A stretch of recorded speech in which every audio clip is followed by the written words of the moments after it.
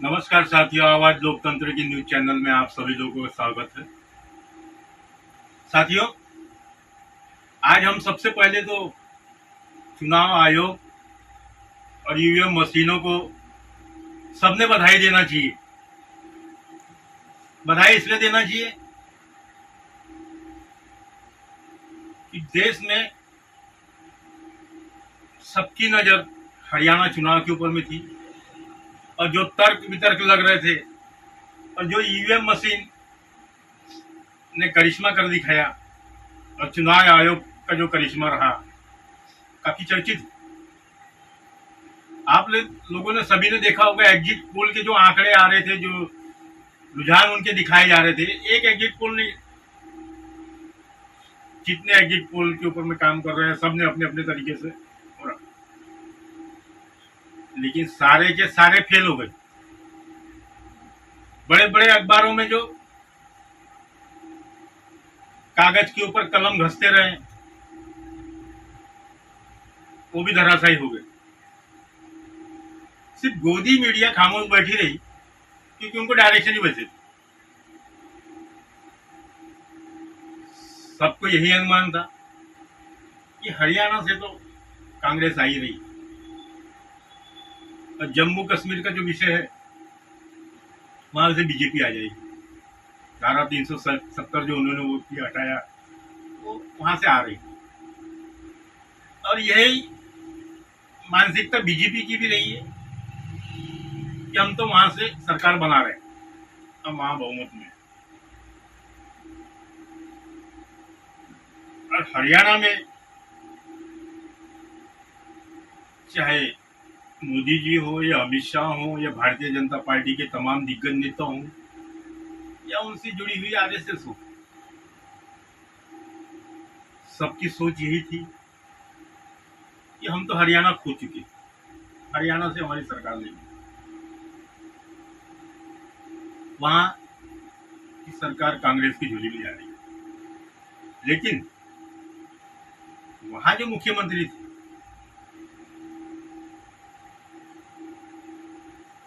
उनके चेहरे पे हल्की सी भी मायूसी नहीं थी।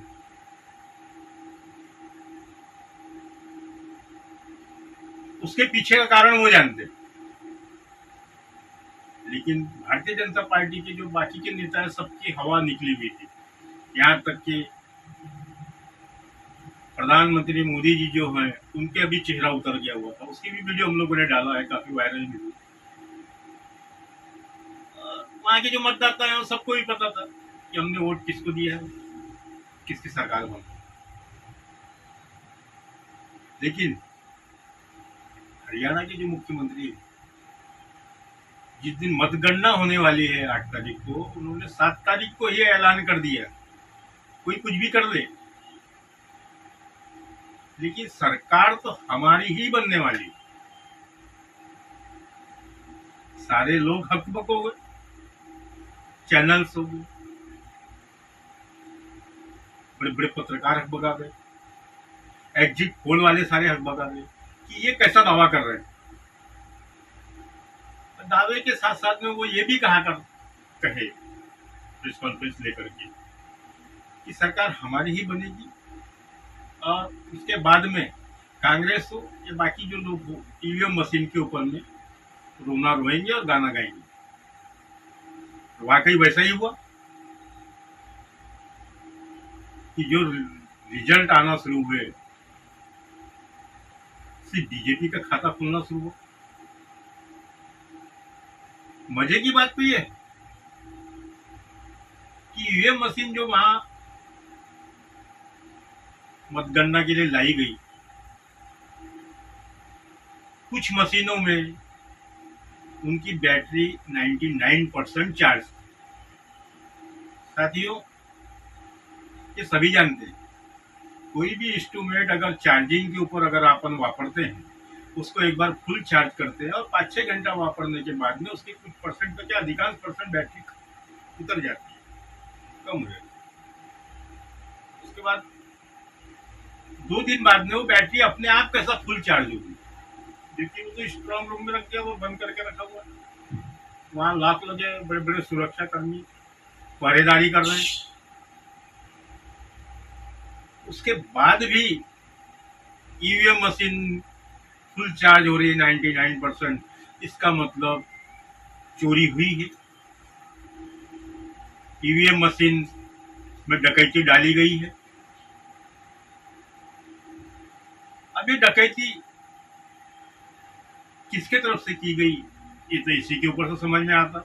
जिसके तरफ से मत बढ़ रहे हैं उसी की तरफ से की गई। तो जो 99% ईवीएम मशीन चार्ज थी, उसमें 99% भाजपा के ही वोटर्स निकले। इसका मतलब लोकतंत्र के साथ खिलवाड़ किया जा रहा है, यानी एक मतदाताओं के मत के साथ में खिलवाड़ किया जा रहा है, मतदाताओं के भावनाओं के साथ में खिलवाड़ किया जा रहा है। तो उसके बाद में भी अगर ये कहा जाता है, कुछ लोग कह रहे हैं अभी गोदी मीडिया जो है उनके मुंह खुलना स्टार्ट हो गए और अच्छे तरीके से खुल रहे हैं, लाइव आ रहे हैं चैनलों के ऊपर कि ये लोग ईवीएम मशीन के खिलाफ आंदोलन क्यों नहीं करते। शर्म आना चाहिए लोगों को भी जो ये सब बकते हैं। आज अगर आम जनता अगर किसी चीज का विरोध करती है तो उसके ऊपर में लाठी बरसाए जाते,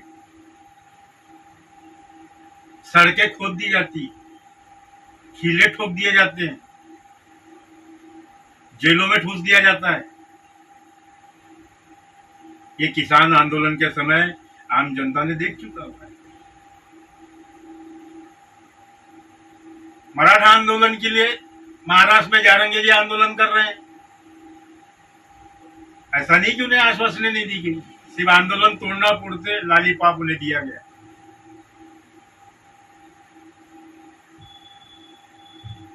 उसके साथ साथ में अनेक छोटे मोटे जो आंदोलन हैं,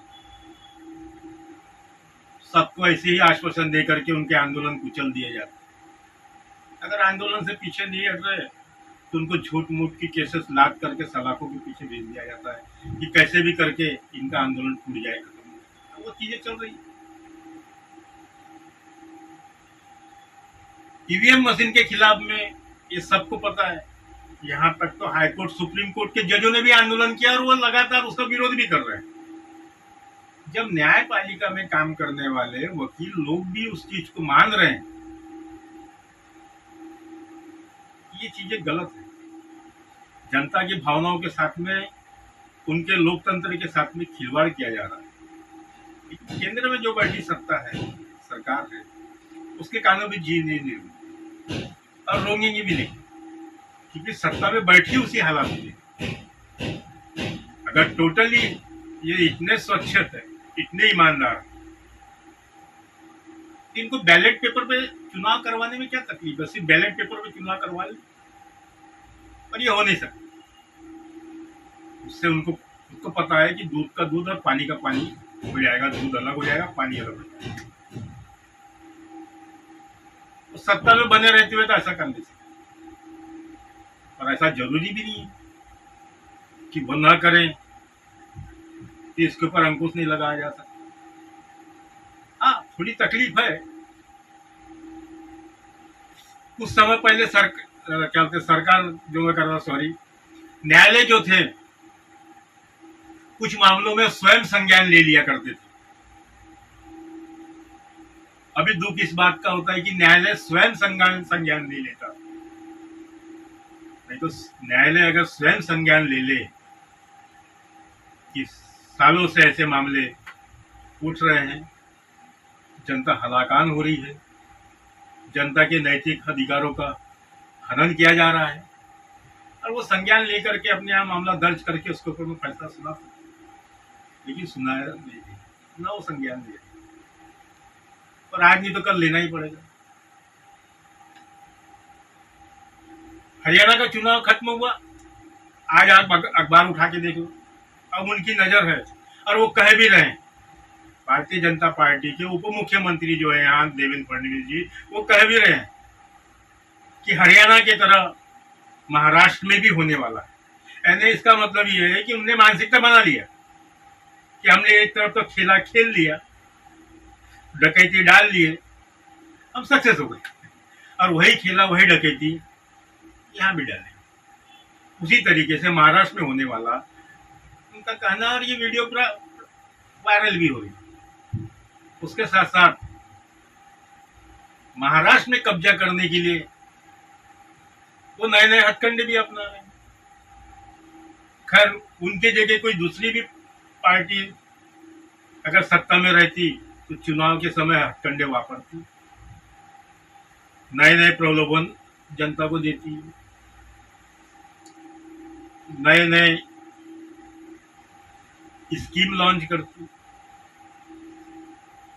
चाहे फिर रोजगार की हो, चाहे फिर वो उद्योग की, और वो भी शुरुआत हो चुकी है। लेकिन जनता भी इसको भली भांति समझती है कि चुनाव जब आता है तो सरकारें नए नए प्रलोभन हम लोगों को देती है, हमारा मन जीतने का प्रयास करती है। लेकिन मतदाता भी जो है उतने ही जागरूक अभी हो चुके हैं, क्योंकि आज की जो मौजूदा हालत है, छोटे से छोटा भी आदमी है तो मोबाइल रखता है, और मोबाइल में ये सारी चीजें दिन प्रतिदिन तमाम लोगों के माध्यम से वायरल होते रहती है, और दिन भर हर आदमी मोबाइल में लगा रहता है, तो उसको देश में, शहर में, प्रदेश में, गांव में क्या चल रहा है उसको तुरंत खबर मिल जाती है। उसको टीवी देखने की जरूरत नहीं पड़ती, मोबाइल से ही सारा ज्ञान उसको मिल जाता है। और ऐसा नहीं है कि मोबाइल में जितनी चीजें आती है वो सबकी सब टोटली गलत रहती है।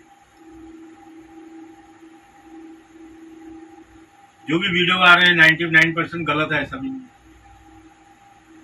50-80% तो सही रहती है। उसका संज्ञान भी जनता लेती है, तो चुनाव के समय सोच समझ बुद्धि का अपना उपयोग करती है। लेकिन जहां पे मत डाल रहे हैं, जिस पेटी में डाल रहे हैं, अगर उस पर कोई डकैती ही कर ले रहा है, क्या कर सकते? जिस तरीके से एक इंसान अपने घर में खिड़की दरवाजे लगाता है, अपनी जरूरत की सारी चीजें घर में रखता है, और दरवाजे पे ताला लगाता है, खिड़कियां बंद करता है रात को सोने के समय, भैया मेरे घर में चोरी ना हो जाए, कोई चोर ना घुस जाए, मेरे जेवर है, कीमती पैसे है, सारी चीजें है, चोरी ना हो जाए। रात को सोते समय घर पे ताला लगा करके बेतासा गहरी नींद में सोता है। लेकिन जो चोर है, जो डकैत है, उसके पास में कई योजनाएं रहती है। कोई कितने भी ताले लगा ले, कोई कितने भी कुत्ते दरवाजे पाल ले, लेकिन वो डाका डालता ही है और चोरी करता ही है। जो कि उसके लिए मुस्तैद रहने के लिए पुलिस भी गली गली घूमती है, फिर भी वो चोर चोरी करके चले ही जाता है। उसी तरीके से हरियाणा में हुआ है। इसलिए मैं चुनाव आयोग को और वो ईवीएम मशीनों को बहुत बहुत धन्यवाद देता हूँ कि बहुत ही अच्छा सुचारू काम आप लोग कर रहे हो, जनमानस के साथ में खिलवाड़ कर रहे हो और उन्हें धोखा दे रहे हो। सतर्क हो जाइए, वक्त बदलता है, इसका खामियाजा आपको भुगतना ही पड़ेगा। धन्यवाद सर।